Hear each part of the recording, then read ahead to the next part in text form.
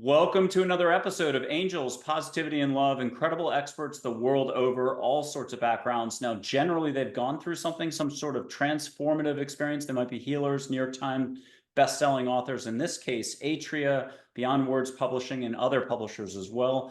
But they've gone through something and they've turned around and they've dedicated their lives to helping others. And today, no exception, we have two naturopathic doctors who've been at it between them well over 50 plus years. Dr. James, Dr. Debra Rouse. I'm super excited to have them on. First of all, Dr. James is described as the happiest man on earth, probably with a little asterisk, but we'll ask him why in just a second. I'd like to welcome you both to the show. I got to meet you back in probably January, and I am still thrilled, getting goosebumps all the way to today. So, Debra, James, welcome to the show. Thank you, Michael. So good to see you. It's a blessing, Michael. Thank you for having us. Can you talk to us big picture? What is it that you do for people? How do you shine so much? How do you stay so vibrant? So what's this all about? Okay, well, I guess I'll start. We really are all about healthy rituals from the get-go. From the time we first met and decided to come together as a couple, it really began on healthy rituals and self-care beginning first thing in the morning. So that's the very essence of what we do together, and then our relationship flourishes from that place. And then professionally, what I do is I have a family practice in naturopathic medicine, but I really focus on women's health and hormones, especially during perimenopause and menopause. And then that being said, I also work in corporate wellness and I work with high-level athletes, and I just absolutely love being and witnessing people come alive into their own and discovering their purpose, connecting with their own physiology, and I couldn't do it without the support from him. And first and foremost, actually, I'm a mom and I love momming and I love being this guy's partner. Oh, what she said, Michael. What she said. Well, Deborah, can we take it one more? Can you also kind of cover the ebbs and flows of the practice? Because it hasn't all been ups and ups. We're talking a lot of transformation, a lot of transitioning too. You've seen it all, done it all. Can you just paint that picture briefly before we jump to James? Oh, 100%. Sure. In my studies, I studied naturopathic obstetrics and home birth. And then once I had my own children, I decided I didn't want to leave them in the middle of the night to go be delivering other babies, but I absolutely love that part of the journey. And when we were pregnant, right out of medical school, we were living in New Mexico, and that is where our first daughter was born, but we didn't stay there long. So we transitioned to Colorado, and I was working at a women's clinic in Boulder, another clinic in Cherry Creek. Then we were launching a really important business that maybe we'll get to talking about today in Colorado. So I took a cubicle-based job in editing for alternative and complementary medicine. In between, like while I'm in that cubicle, the Columbine tragedy happened. Our daughter was in daycare like 2 blocks away. When our second daughter was born, I transitioned back into my private practice.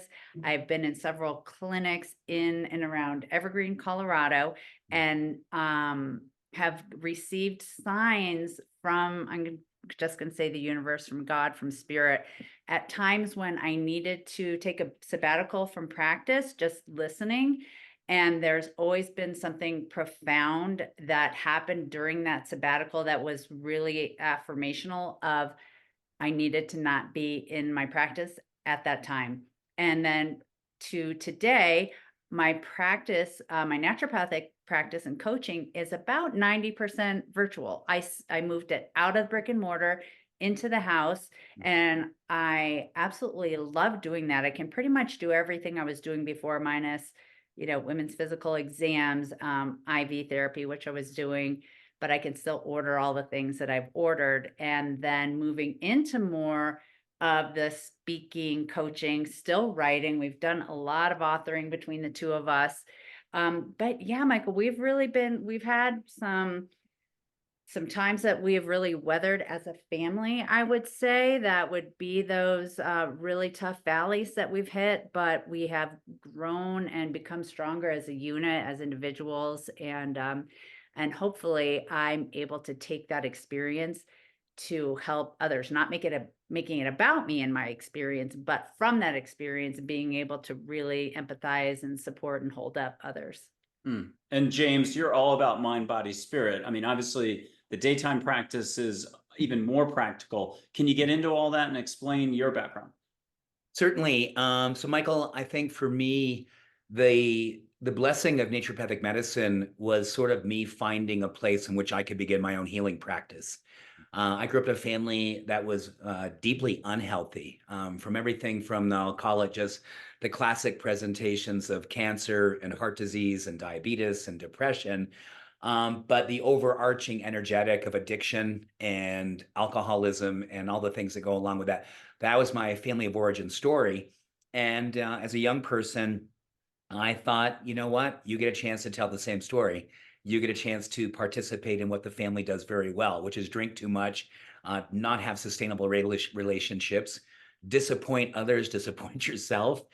And by the grace of God, I truly believe that the universe guided me into a place where I found myself literally looking at the preview of coming attractions, which was the devastation of how much alcohol had destroyed my family, marriages, trust, well-being. And I decided to take a trust walk. I got sober, which was hard as hell. I did it by becoming an Ironman triathlete. I literally was out trying to outrun or outbike my addiction.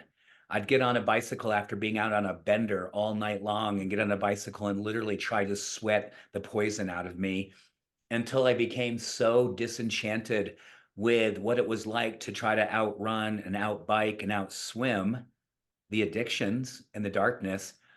I finally decided I wasn't going to outdo anything. I was just going to get clean. And I moved into a Sufi community, which was an amazing experience. I lived almost 5 years studying Sufism, doing dances of universal peace, becoming a meditation person, practitioner every morning, taking 30, 60, 90-day retreats, doing the work. And I think it's not only did it save my life, Michael, it gave me the most beautiful perspective of what became my primary practice in medicine: healthy food, mindfulness, moving your body. And then I think more than anything, self-compassion. I think the thing I've learned as a coach I've coached billionaires, I've coached CEOs, I've coached professional ball teams. Self-compassion is a superpower. And I think it really began with my own self-acceptance, my own vulnerability. And it's wonderfully channeled in everything I do today as a professional coach, doctor, CEO of entrepreneurial endeavors. All of this happened because of my own willingness to look deep in my own self and say, this is what work looks like. Get your overalls and get to work. Incredible. Hey, I would be amiss if I didn't, mention what the title of the show is, which is Angels, Positivity, and Love. And the first word, Sufism, mysticism, angels are big. I've got a book up on the shelf somewhere that's, I think it's angels on the cover as well. And they've got incredible stories, beliefs on that. Can you just mention something about Sufism, what it infused in you, what you allowed for, what you carry around today as a result of those 5 years? Oh my gosh. For me, Michael, Sufism has been, you get a chance to be a broadcasting agent for God. And that is your role here. And if you can get out of your own way and allow that channel to come through you, mysticism is a beautiful way of life. It means that you are literally allowing yourself to get out of the way so the universe can come through you. And doing things like zikr practices, which is a huge part of Sufism, which is part of breathing and whirling and getting yourself in these transcendent spaces. You can do that. And I think it's interesting. What I carry today in Sufism is some of the things that I've learned about really, really giving yourself permission to be a vessel and carrying that light and not dimming it when the environment around you isn't ready for it. That's not your responsibility. Your responsibility is to continually keep the octave here, no matter what the environment is asking of you. Beautiful. Okay. What have you seen, Debra, about James's journey and from Sufism to today and everything in between? How would you sum this all up as his professional publicist? Oh, good. Well, I would agree with everything that you just said. And I would add, when you were saying like you're a channel for God, yes. And I would add love, joy, and peace, that you're like a vessel, vehicle, channel for those things. I see it in action every day. I see it when you're on stage, when you're on television, and everything like that. And the way I've seen it evolved is from it being almost, okay, this, you may totally disagree. I'm okay. Okay, like a harder or painful practice versus total joy, total, this is your nature, this is just who you are, what you do, versus like forcing. It just now is innate. And it was kind of like when we very first came together, there were still some inner struggles, not with addiction on that sense, maybe addiction to exercise or addiction to broccoli. But it was more like, oh, I think finally you realize this practice doesn't have to be hard. This doesn't have to be serious, even though it's serious on some level, but it really became a practice of nature, joy, and service, I would say. Oh my gosh. Michael, if I can, before you go on, I absolutely, Deborah nailed it. I mean, I switched from being an alcoholic to a heartaholic. I wanted everything to be hard because I felt like that was my penance. You didn't deserve to have lightness. You didn't deserve to have joy. Everything needed to be struggle. Everything had to be difficult, even in spirituality, which is such an interesting dynamic. And I You think had to be really good at I had to be wicked spirituality, good at right? Because you're so spirituality. good at sports, and Yeah, that was like you were gonna master spirituality, and you have, but in a very natural way that I'm sure you would never say I've mastered spirituality. That's just a play on words, but you've mastered it in the sense that it's now just innate of who you are. that's beautiful, honey. Thank you. I mean, you did so well. It's really That'll be our practical. next question, which Deborah, you can take the first stab at. It's only an eternal question that man's been asking for thousands of years. Oh, good. What is spirituality? Like, is it presence? Is it compassion, oneness with the universe and God and everything within and without? Tackle one of the hardest questions of all time. But what is spirituality? But you can mold this question any direction you want. Yes, it's everything that you just said. I would say it starts with universal love and oneness and the ability to see the light, the God in everyone else and yourself, and to find that connection in nature with a higher power, with your love source. I don't want to use the same word in the definition. And I don't feel like it's my job to define it because it's different for everyone, certainly. I know that for me, you find it in breath, you find it in a tree, in a stream, in the ocean, as we touched on. I mean, water is so powerful. In a sunrise, in a sunset, in a newborn, in a person dying, like it's all spiritual, and it's a very, it's what connects human beings universally. Sometimes it's hard to see that right now, especially, but yeah, that would be my stab at it. And I'm going to go on a sideways tangent before we go to James on the biggest question of all: what is spirituality and life and everything else? Deborah, you've seen a lot of death and dying. You've helped people transition. Can you describe your take today on what that transition is? And I'll use Peaceful Warrior, the movie with Nick Nolte, or Way of the Peaceful Warrior, the book. There's a moment where Nick Nolte, as Socrates, the gas station attendant, is sitting at the bar with his ward, the gymnast, played by Scott Meklowitz, and or they're walking along to the bus stop, and he says, dying is not much different than puberty, a little more complex, but not much. How do you view dying today versus way back when? I think, my first witnessing was being present when my grandfather passed. So I was around 19 at the time, in the hospital at his bedside. And then, as James said, or as we shared with you in the past, with a friend of ours with ALS who made his transition, and we were kind of midwifing him through that experience. And then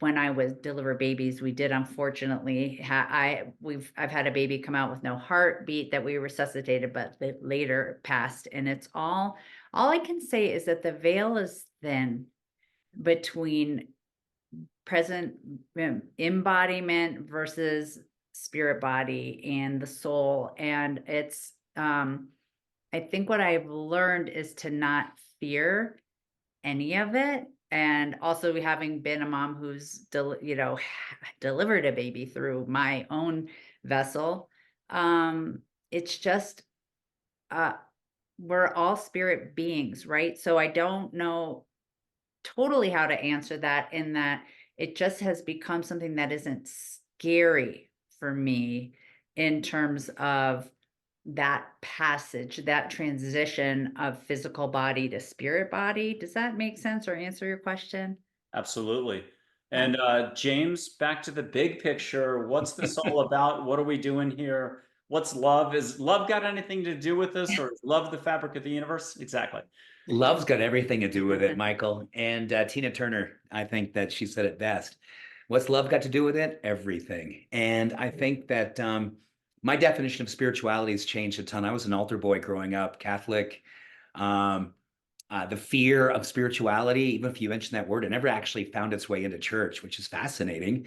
And I think for me, what I've learned through being a doula for death, watching my own experiences around spirituality and my own evolution, what I really love about it, it is really the innate way that we all are. It is our natural way of being. And I think one of the things that we learn, we come into this bag of bones, and our work is to figure out how do we return to this natural state of being. And I think for naturopathic medicine and primary care medicine, for me, has really been a lot about how do you attenuate your physiology so it becomes spiritual? How do you work with your nervous system so it's aligned with the universe? How do you help do things that literally make you closer to your innate good, which is the essence of your spirituality? It's the innate good that all of us have. But so many people, and this is not a judgment, it's an observation, we continually move away from it. We create other rituals and habits, and we talk ourselves out of our spirituality. And I think that's the thing that I feel more than anything in my life. I'm 61 years old, and I'm learning more and more that the childlike qualities that I've always thought were maybe at one point frivolous when I wanted to be the heartaholic, I'm finding that my innate sense of joy and my wanting to return to joy as quickly as possible is spirituality. And James, can you talk to us about disarming the mind a little bit? It's kind of like a booby trap in a bit. If we get somebody talking about their workplace or their projects or their personal relations, you're kind of in there helping a person return to the heart. So it doesn't matter what environment we're talking about, but you're helping them walk a smoother path. Can you go into that in just one more layer of detail for us? Certainly. I think a lot what happens in the world that we enter is that there's so much, Michael, that's outcome oriented. You know, the scorecards are very outcome oriented, and we are very deeply judged on our address, our zip code, what we drive. Do we make it to the C level in the business? Accumulation of things. I find that for me, purpose is one of the most beautiful ways that we return to the place that allows us to assure outcome will find its way wonderfully as a side effect of purpose. But I think so often we are outcome oriented that purpose gets lost.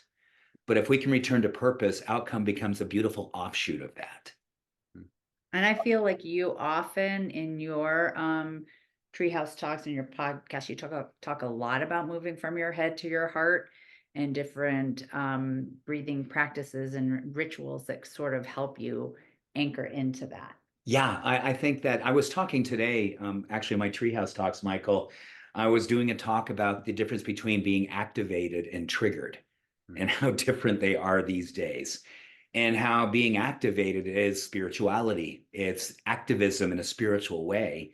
Where being triggered is when we are reacting and we tend to lose purpose and move into outcome. I need to win. I need to be right. I need to prove that person wrong, whatever that is. I think that's the work, right? So many of us are doing right now. Are we activated or are we triggered? And that is a spiritual practice that is probably up for most all of us.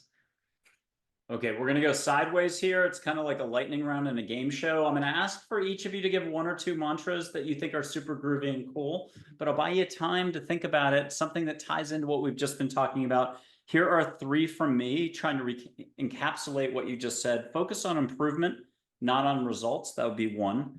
No reaction, just action would be 2. But Deborah, you're next. So hold on. I got 1 more to stall. No drama, just Rama. What's Ooh. yeah. What? Okay, Deborah, it's I guess gone to you. we like that one. Unless James is jumping in first. It's kind of like hit the buzzer. So who wants to kick out one that you love that you'd You love know, to I'm share? just gonna just come up front and say mine are very cliche, but it's just been easy to return to, and it kind of gained popularity. But I am enough has always been anchored. I'm always drawn to music and chants that are I am chants, and that has always resonated with me. Um, I don't know. Sometimes I go more strangely biblical. I don't like, I'm thinking things like seek first the kingdom within. And I think it's like go within, and then just Om Shanti is just peace, calm, um, the sound of the universe. So those would be my 3. Those are good. It's really good. James? You're gonna love this one, Michael. Dharma over drama. That is a good I one. like it. I spent some time in Nepal years and years and years ago, literally almost 40 years ago. And that one came to me while I was sitting in a very long, hard practice where I was entertaining all the drama, all the excuses, all the reasons why I could be a victim. And I really, really said, this could win your life because you have all kinds of great grist for that mill of drama, or do you want to rise into Dharma? Because Dharma is going to give you purpose. Dharma is going to give you healing. Dharma is going to give you perspective. Dharma is going to give you an opportunity to get out of your head and drop into your heart. Can you give us a definition quickly for some audience members out there? You hear Dharma a lot, but could you just give a quick definition on that? I think for people listening, and listen, I'm no expert in Dharma, but here's my practice of Dharma. Get very clear about your practice and practice. Get very clear about your purpose and practice. Dharma is a way of living that becomes a demonstration in being. And I like to think of it as service, selfless service. Yeah, truly. Okay, now, one of those moments in life, serendipitous, synchronicity, or more, I'll give you an example. You're walking down a street, the stranger says just what you needed to hear because you've been kind of percolating on something for 2 days straight, spinning up top the rat race. I'm shocked. Welcome to being human. You turn and they were never there in the first place. And you heard what you needed to hear, but you got some version of that. Can you share one of those stories where you still don't quite know? Maybe you're pinching yourself, but you always looked back on that moment as a very big reinforcement from life saying, we love you. Go, baby. I honestly, right, you just caught me off guard. I'm gonna need a minute to think of that. Though when you first started, but I know there are those moments, to be honest with you, but it made me think of how we began this conversation when and James and I talk about this often, and it's a serendipity moment. There's so many things like when we first met and we're both in other relationships, and I think about different things that could have changed our paths to and timing of meeting. But one of the things we connected on, this was before like our summer school had even started.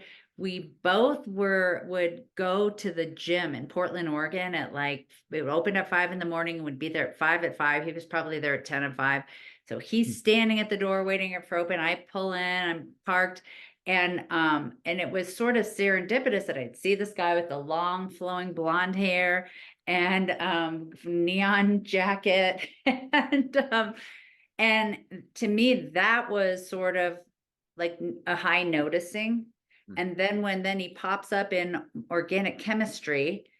And I think that was just a divine timing thing because there were I had one even way back when, before I met James, but I think it really still was about meeting James. And that was, sorry that I keep talking. So that was sweet. really quick. It was, I had such a huge crush on this young man in college.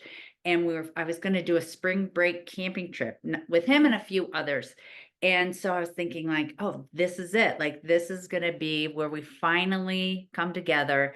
And I was driving to his house on the 405. It's like 4:30 in the morning, and someone fell asleep at the wheel and hit my car, and then go into the middle thing. I was okay. It was my first time I ever got to experience a chiropractor after that. However, so I didn't go on the trip, and then nothing happened, just still friends with that guy. But I was like, I wonder if that was God saying, like, he's not your person, it's not your time. So that's kind of a weird, it's not totally what you were asking, but I'm thinking of two kind of divine intervention, serendipitous experiences that led us to do the work that we came to do together. Does that make sense? Yeah, beautiful. James, what's yours? Is it a sparkly-eyed stranger somewhere with words that were just Oh, to he's help got the keep going? best one. Are you at the truck stop? Yes. Yes. He did so much better. Well, you know what? And I love that you brought up earlier, Peaceful Warrior. Dan Millman's one of my favorites, and the whole Full idea. peaceful Yeah, warrior moment. this is a peaceful warrior moment, Michael, that you're gonna absolutely love. So, when I was living in the Sufi community, I had this other life because I was literally subsisting by working at a truck stop. So I was working at a truck stop 6 at night to 4 in the morning, the graveyard shift. And if anyone spent time in a truck stop, it's an interesting place. There's a lot of, could be seen as dark energy, a lot of heaviness. There's a lot of addiction. There's just some stuff there that you would, and I was living in a Sufi community and working in a truck stop. And I'm dyslexic and I barely made it through high school. But in the back of my mind, I was also this guy who was reading a manual. I was reading Hugh Prather's Notes to Yourself. So I had this spiritual thing going on, but I didn't really believe in myself. So I thought I could potentially just be this peaceful warrior working in a truck stop, almost like this Sufi putting gas metaphorically into truck drivers, into their trucks. So I'm the same person I was back when I was 18 years old.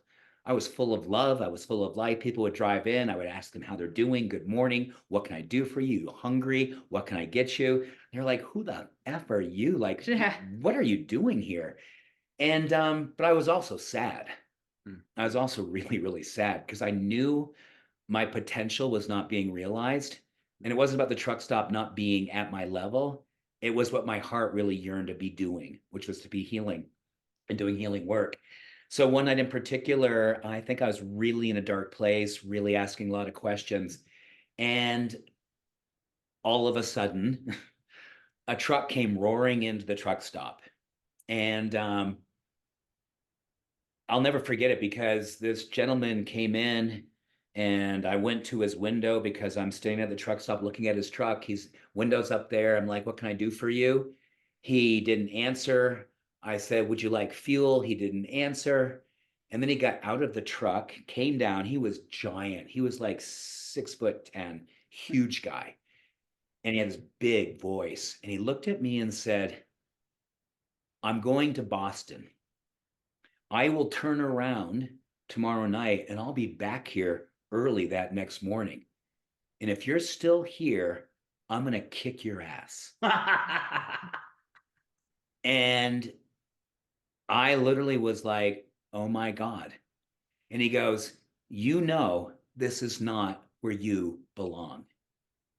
Get going and start doing the work that you're here to do. And then he drove away. And did you fuel him up? he never even got fueled, which is the most wild part of the story. And Michael, I don't know if it was an angel. I don't know if it was real, but it absolutely changed the course of my life. Because that person who I never saw again, because that next day I left the truck stop and enrolled in a 1-credit class at a community college because I didn't have a transcript, I didn't have a prayer. But 12 years later, I became a physician. And I never would have done it unless the truck stop angel came into my life and said, wake the fuck up. and get going. I mean, that was like worth the whole show. I love that. And I loved yours too, Deborah. A couple quick thoughts randomly here, in no order, but Lisa Barnett is a guest from the West Coast who's somewhere in 2024. By the way, please subscribe, like, share. And what did you love? I don't want this to be a competition between James and Deborah, but could you put a few words into the comment section on each, what you loved about each for their reflections here? But Lisa Barnett relayed one where she was bartending. She was at a certain age where she was out too late, you know, bartending, but also the partying and everything else. She's walking home. Nothing untoward happened to her, but there was a stranger, another woman walking along, who, as she went by, never moved her lips, but said, "This is not you." And from that second on, her entire life changed. It reminded me of the exact same thing you said. She got jiggy with it right away, started taking whatever it was, classes, motivated. So people should check out that show. Dan Millman has not said no. His assistant said, I need to check in the fall. He did too many interviews this year, so we may have him as a guest in Nice. 25. We have 204 shows booked, with Lynn McTaggart in the UK being the latest sign up. So we'll see. Lastly, if we really get going at the end, we'll blow some sage, maybe do an angel or two. You can hear exactly who that was. Was it Abe? Was it Jesus? Archangel Michael? Was it your guardian angel in human form, puffed up a little and muscly? The point is, if you want, you can get that answer. You don't have to share it out loud. Let's get back to purpose. You all have had to go through your own orientation, figuring things out, and it's been a long, long journey. How are you helping others now? What are some, either a case study, something cool? You took that executive, because you do a lot of executive level coaching. Can you talk to us about how you help people rediscover their purpose? Oh, great question. You know, because it's top of mind without getting specific, I think just what you did the other day was so cool.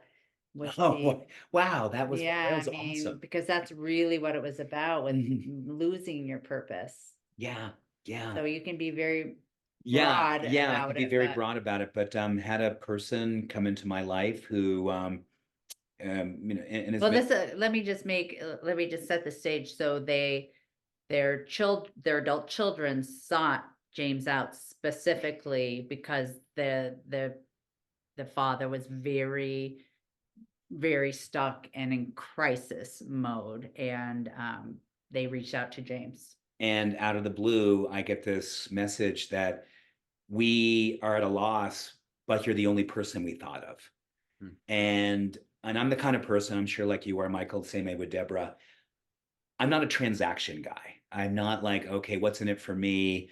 What's my hourly? Those things, they really don't find their way into my Also, you're a super busy person, but you know when, like, I gotta find the I got to time. create time. Yeah. And then I moved from transaction and transmission. And I had an opportunity to meet with this gentleman in my treehouse, Yep. which is where I do most of my work.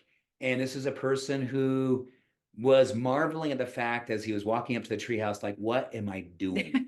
Like, I am going into a treehouse with this random dude who's got flip flops on, got his shorts on.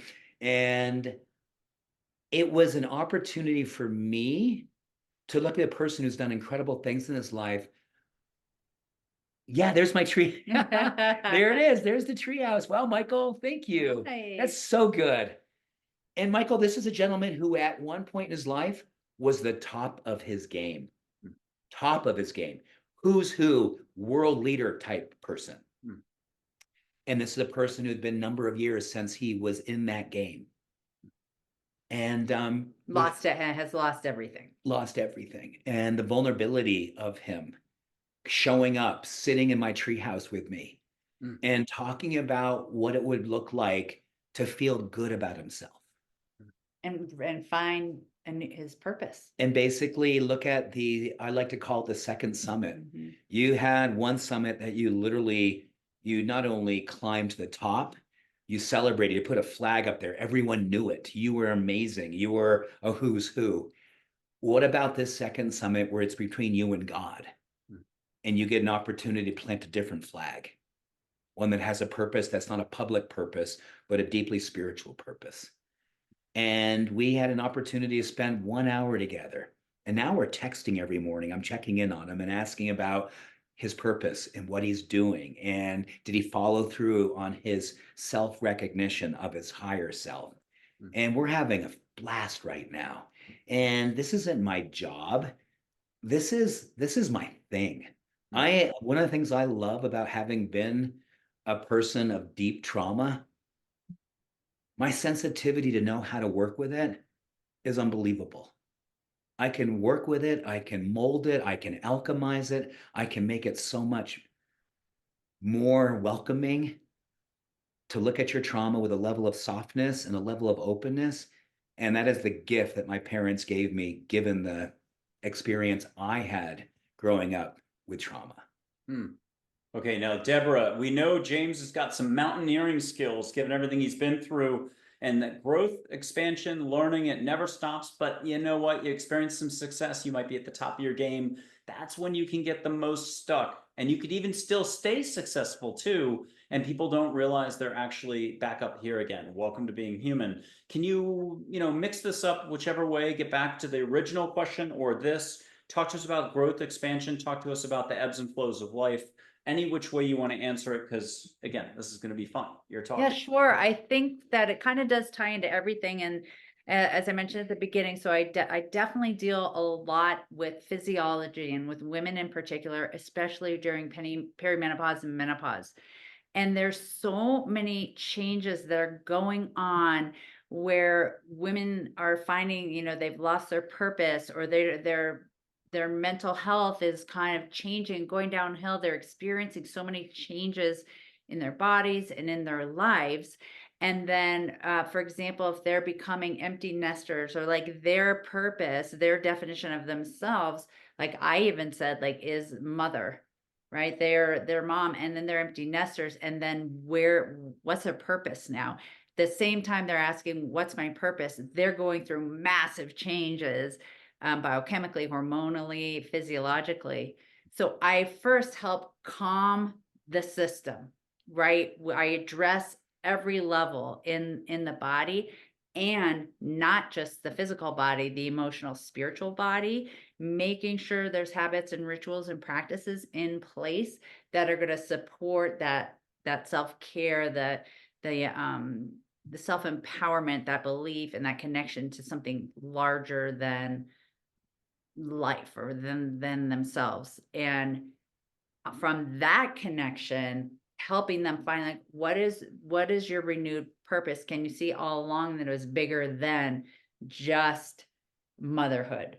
And by helping with the physiological, biochemical things that are going on, it's just so beautiful to witness that transformation, that it's like a reincarnation, and belief and self-empowerment, self-confidence that kind of comes back through refining their purpose, their joy, their happiness. Because the truth is, it never left. It was always there. But in this like mayhem that's going on within the physical, emotional body, it's easy to get lost. So I help in grounding back into their bodies and then reconnecting with that purpose. And I feel that brings me joy in helping to kind of facilitate that with women, but being a witness to that is just really awesome. And if I can just jump in on a reflection of watching Debra, this is exactly what Debra's doing in her personal life. Our kids are out in the world, and we are the kind of parents that FaceTime our kids, both of them, every single day. And we don't miss a day. But one thing I've got a chance to do as the father and the husband, watch the way she stewards these two young women with a level of grace, but also a level of like, man, you are just such an incredible warrior for women. And I think they see that in you as this woman who's also going through these physiological, the empty nesting, the mayhem. But the way in which you ground yourself, honey, and how your principle centers on the things that absolutely give you the permission and the authenticity to do it with other women is because you absolutely embody it in your life. This isn't you being a scientist or a physician. This is you living from the inside out of what you know works. And that level of authenticity is what becomes the demonstration for any women who have the blessing of working with you. Thank you. And Debra, can you share some of the techniques, whatever you're comfortable saying? I mean, you're hyper intuitive, but you're a scientist. You've got the other training as well. Is it somebody gets in touch and sometimes you get out of the ether what their situation is? Other times they walk into the room, you're feeling it, or it's dream time, or it's just the way they're talking. You can hear their story unfolding at a different level, and you're like, oh, I have seen that before. You recognize the pattern. How do you work that you can share that's not necessarily linear, but it's that other holistic way? And what are you comfortable sharing out loud? Well, I'm comfortable sharing it all. Honestly, it is so individualized and dependent on the person, because already as a naturopath, either they've already bought in before they come to see me, or it's like I'm having to really explain and kind of rewrite the script that they've had going on, that they think everything needs a pharmaceutical solution. And yes, I wouldn't put on my business card medical intuitive. However, I have intuition like you do. Like as soon as someone is sitting in front of me, like I may feel like, oh, I know what's going on, right? But I'm not going to make that assumption. I'm a listener first, and usually like and I always have people fill out quite a long intake form. It's about 10 pages. And then when they're sitting in front of me, I'm like, oh, this is like nothing. It has nothing to do with the intake form, right? And so I may think, because I always pre-read, I go over everything before someone's in front of me. And I think, oh, okay, so we're going to be working with this, that, and that. Then they sit in front of me and I'm like, oh, no, that we're doing this other thing. We're going this other direction. And it can be that it's really building trust. And maybe they were embarrassed to put something on paper, and then they feel safe, or I just say it feels like something else is going on. I remember a patient that I had years ago who actually became a good friend. But when she first came to see me, there's just so much like anger all around her aura, very close.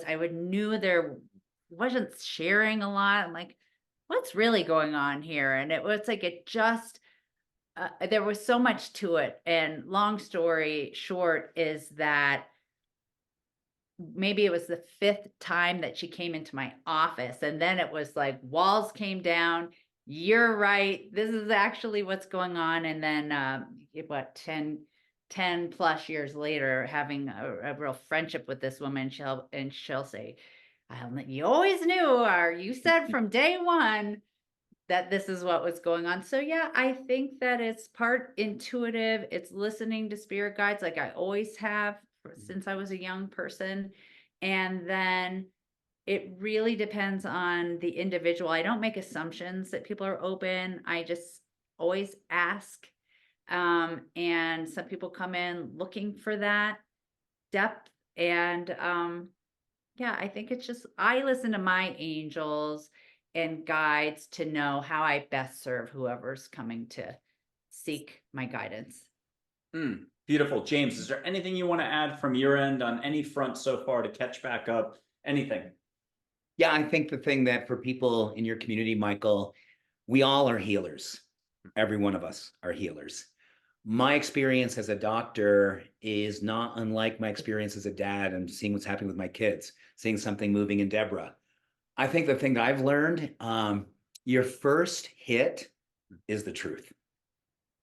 Your intellectual, oh gosh, what if I'm wrong? And then you'll start talking yourself out of the truth. The angels don't hesitate by giving you the truth. So what's moving for you right up front? What is your initial hit is the truth. And I can tell you time and time again, I have spent so many different times with patients or people I've coached, and something came through. I've gotten really good at just letting it come through. I don't go, ooh, I wonder if that's appropriate. What if I'm wrong? I'm so not there ever anymore. This is what it is. I'm saying it, I'm holding it, and I'm going to do it with a level of empathy and a level of compassion. But ma'am, we are going to talk about what's really happening, what's really moving. Okay, we've reached that Like a point. multiple choice test, right? Yeah. A little bit, like we know the answer, we do the answer, and then when we go back through, we reread, and then we second guess everything. Oh, we overthink it. Was that right? We erase it, we change the answer. Boom, it was That's such a right. good, that's such It a was good, right the first time. always right. Oh, I love it. Thank you both for that. I'm going to light some sage. Catch what you will. We did this before the show. We did it back at like the beginning of the year. Anybody at home watching, just get out of your head into your heart. Ask the universe, angels, loving guides, whatever your lingo is, to help you out. That's what the universe is actually all about. A little bit of love and assistance if you'll just let the universe do its job. I got a lighter. I got some sage. I got a red-tailed hawk feather. Some people might start tasting it right away. It doesn't matter if it's 2030, you're in Germany, New Zealand, Japan. Time and space isn't what you think it is. So catch some sage, but why settle for just linear ho-hum? Not that sage isn't excellent. Ask for flowers in the air. And if you want to go cray crazy, ask for ocean as well. And let me see if I can get some smoke going. There we go. And so from Texas to Colorado, I believe right now, we've got Dr. James Rouse. What are you guys getting in Colorado? White sage. Yay, James, same thing? Absolutely. And loving it. Good. I'm gonna snub this out, and then why don't I do this? I'll put my hands up against a black background and just show my light. Just say what you're seeing, no big deal. Again, people at home get a chance to get out of their head into their heart. Ask for a little bit of help with this. It's like taking a breath, a shower, brushing your teeth, falling asleep at night. I was to say a light switch on the wall, except you're the light, so it's upside down. When you're on, you're here. One dad joke, which is Bert and Ernie, Sesame Street. Bert offers Ernie ice cream. What's Ernie say? You'll see a little filament of light between my fingers. Ernie says, "Sure, Bert." I just see a little filament of energy. What color are you seeing, Deborah? Pale yellow greenish. Okay, I didn't do it. Well, except it is my light, but maybe we're getting a little help. James, what are you seeing? I have to say, I'm seeing what Deborah's seeing. Pale, yellow, greenish, with a little bit of a pink hue. Yay. Okay, that was just sort of a step for fun. With that, what topic did you come in with? Who wants to go first? That's important to mention. This is sort of like chef's choice. You're the chefs. What would you want to mention to everybody as a reminder, maybe, as they go forward in life? We've all got to do it.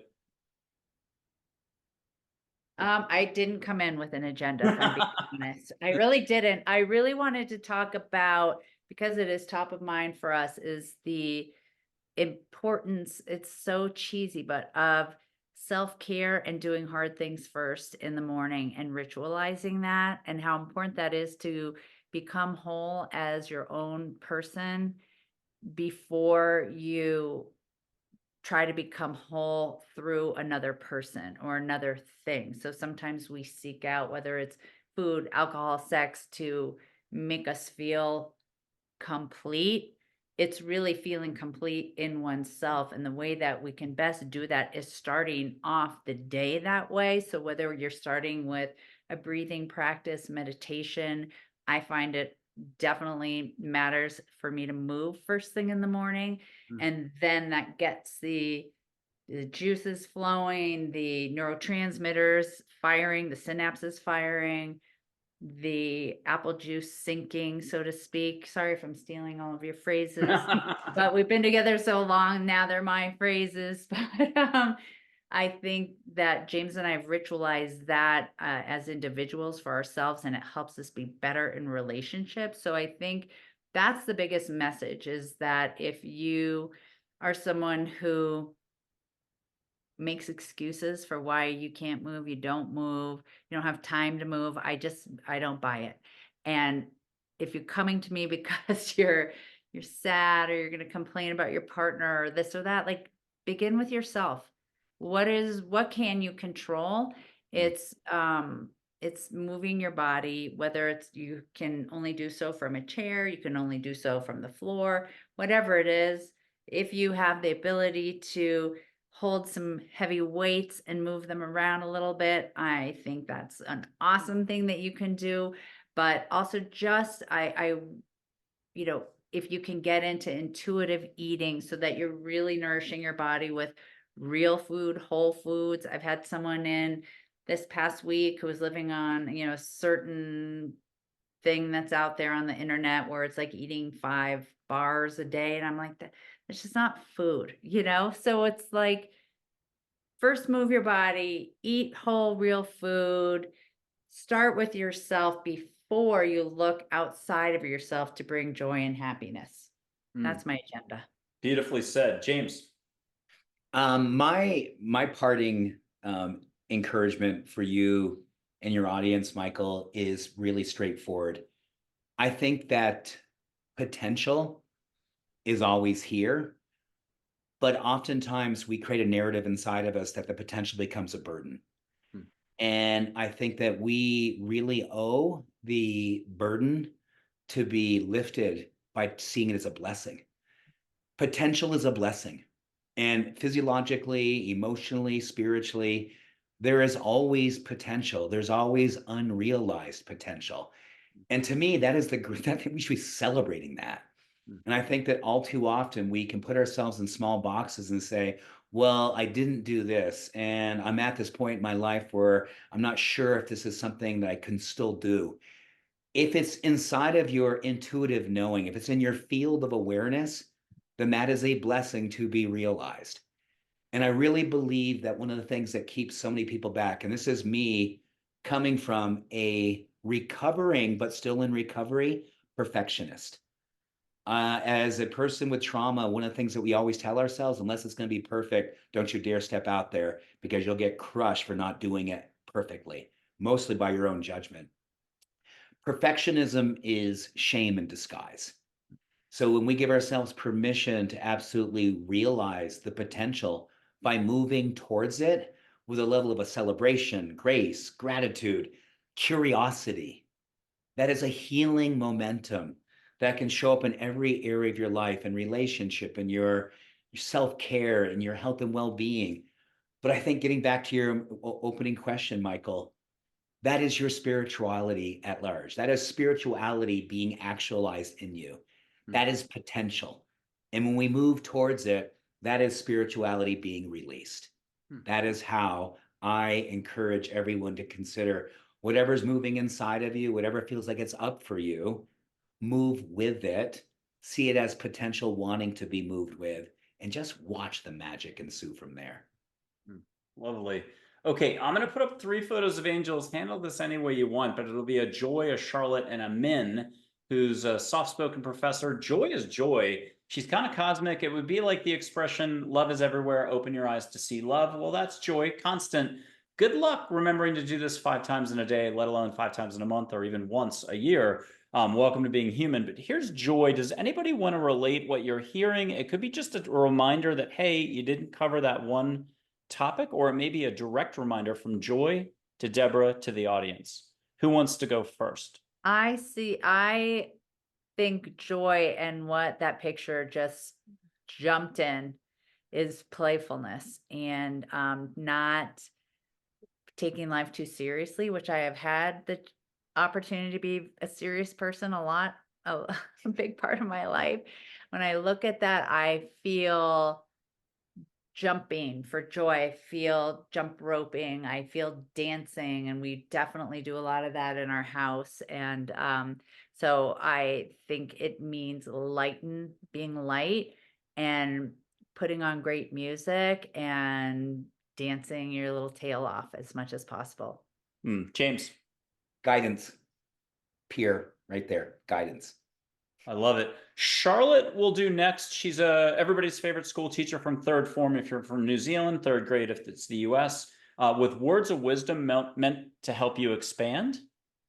And anybody want to go first? Knowing. Debra? Knowing. Childlike, inner child. Yay, and we will come back to her for the truck stop. You don't have to share it out loud, but you'll each listen to who it was. One of you will get to speak out loud. Was it an angel? Was it another religious, non-religious figure who showed up? And we'll see what happens, but just breathe on it. I'll tell a dad joke before we go there. Here's Min, complicated name, Minwala, just Min like Minnesota Lakota Sioux word for water. She's light waves of energy in water, soft-spoken professor. Debra, what are you getting from Min? I'm getting, do you want me to say a person or the message? Message. Breathe. Breathe. Okay. And if you got the person at the truck stop, James, does she have permission to say who it was? Certainly. Go ahead, baby. No idea. Good That was one. real. Oh, sorry. James, here's Min for you. What has she got for you? Allowing. Nice. And yeah, there's a lot of A's. Allowing, attitude, appreciation. Oh my God, there's a few more in there. Anyhow, here's Charlotte back to the truck stop. Put your hand up if you got a direct answer, but don't be shy. Like Charlotte's really good at coughing up who that was. You waited long enough. I mean, that was a while ago. You just hear, you've got this, catch a flower smell. And here's my dad joke to buy time for everybody. Santa's reindeer, Blitzen, Dancer, just those two. Why do Blitzen and Dancer drink so much coffee? Answer, because they're Santa's Starbucks. And now, who does Charlotte say it was? Is it an angel? First of all, did we check that box? Yes. Okay. You can hear which angel, just say, got it. You don't have to share it out loud, but hear who that angel was from Charlotte. Let that angel come in and maybe get a squeeze on the shoulder, catch a cigar smoke smell or tobacco smell in the air that says, hey, buddy, love you. And as long as you got that, we're moving on to the closing section of the show, but give me a thumbs up that you're all set. Yay. I'm going to read a quote, and then I'd like each of you to take a final, let's go up either a mile or treetop. It doesn't matter. Like, advice is advice. Here's the quote said by an angel named Dale, who coached an Olympic athlete, not to beat other people, but to follow her unique life path, who won a lot of golds. Sometimes the person next to you or a stranger just needs validation via love and compassion. A smile changes any moment. So too does laughter or a few kind words. Be compassion to all. Do it. What's your reaction to that? And then if you don't mind doing the same thing, you got amazing Prus with you right now. You have an amazing way about you. What's a final reminder to keep it, to keep here as we all move forward in life? Well, I love the quote. It's totally, absolutely how I aspire to be. And you never know what people are going through. Whether I think of that a lot when people are speeding or driving recklessly, it's like, you don't know why that's happening. Their loved one could be in danger. They may have someone else in the car. So it goes back a lot. And we love Don Miguel Ruiz's 4 Agreements book. So it's like, don't make assumptions, always do your best. Take nothing personally. Take nothing personally. Don't assume. Use your words impeccably. I return to those ideas again and again, and it aligns a lot with the quote that you just read, whether, when you're checking out somewhere where there's a human being in front of you, like, remember they're a human being, right? They're just doing their job and you don't know what they're going through. So a smile, kindness, goes a long way and it's easy. It doesn't cost you anything to be kind and to smile. So I love that quote, resonated deeply. James. What's coming up for me as I'm listening to you, sweetheart, is be an encourager. When you look at the physiology of the energy around encouragement, it's one of the most high vibrational oxytocin releasing energetics. Oxytocin is the bonding hormone. It's the trust hormone. It softens all of our edges hormone.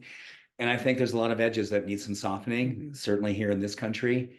And I think what's beautiful about encouraging, it not only helps to soften the person that you're seeing when you give words of encouragement or energetically give encouragement, it softens you. And I think that is a really beautiful thing to consider.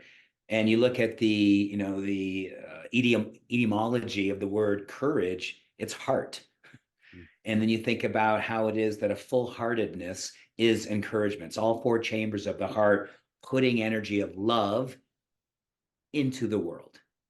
So encouragement is healing for the encourager and the one you've encouraged. Encouragee. And I'll add a Mother Teresa quote. When you judge people, you have no time to love them. But I'll also just do the reverse of it because somehow it makes even more sense. When you're what did I say? When you judge people, you have no time to love them. So when you love them, you absolutely have no time for anything else. The reacting, the resisting, the rejecting, the worrying, the fear, the stress. So hit that love button here, folks. Hit that subscribe button, hit the like, comment. Okay, if you could only choose one for a retreat, it'll be my final question to you all about retreats in the future. If you could write your own tickets. So you're each going to choose 2 geographic places around the world. You're each going to take a turn, or 3 actually. You'll say one name, another location, Sardinia, Corsica, exotic. The ticket's been written for you. 5 years from now in the future, where's this going to be? But I'm going to buy you a little time to think about this. Hit the heart button, hit the subscribe button, the like, the share. Did you like Debra Net over James, or James over Debra? Or did you like both to practice the kindness, compassion, and everything else? Either way, type something. It helps other people discover the show. Okay, now, James, one geographic location. You partnered up with a famous institute. They're like, we love you all. We're writing the ticket for this. It's, what is it, 30 people? Is it 100 people? What's the max you two would do just to get you juices? I tell you, one of the things that we're thinking about doing, Michael, is we want to bring people in relationship, and we want to build a community of relationship people who want to do the work, and we want to use blue zones as our backdrop. So you said Sardinia. That is one of the places that we have on our list. So Sardinia. James, Sardinia is done. I must be psychic. Debra, what's one place that you would love to consider? I'm going with the Algarve region of Portugal.